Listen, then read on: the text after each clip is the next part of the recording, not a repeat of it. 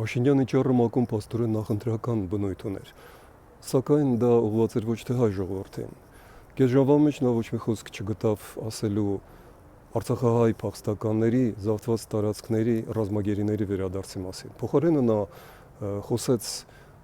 Թուրքիայի, Պակիստանի հետ մերձեցման մասին, վերահաստատեց հարաբերությունները Ռուսաստանի հետ 3 գումարած 3 մոռացված արդեն ձևաչափի մասին։ Հիշատակեց նա նաև մեր կողմից նախաձեռնված Հայաստանի Եվրամիության անդամակցելու մասին օրենքը, բայց փաստորեն հրաժարվեց նախաձեռնությունից, ասելով, որ կամ Եվրոպան մեզ կընդունի, կամ ոչ։ Սա նախընտրական ճառ էր, որովհետև նա հիշատակեց իր համար ամենակարևորը 26 թվականի վերընտրությունը, որից հետո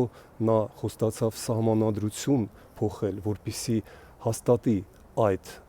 իրողությունը, որ այդքան հարմար է 3 մարդու՝ Պուտինին, Ալիևին եւ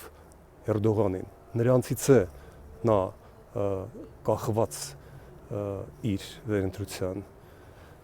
հարցում։ Հայ ժողովրդի խնդիրն է թույլ չտալ նման զարգացումները։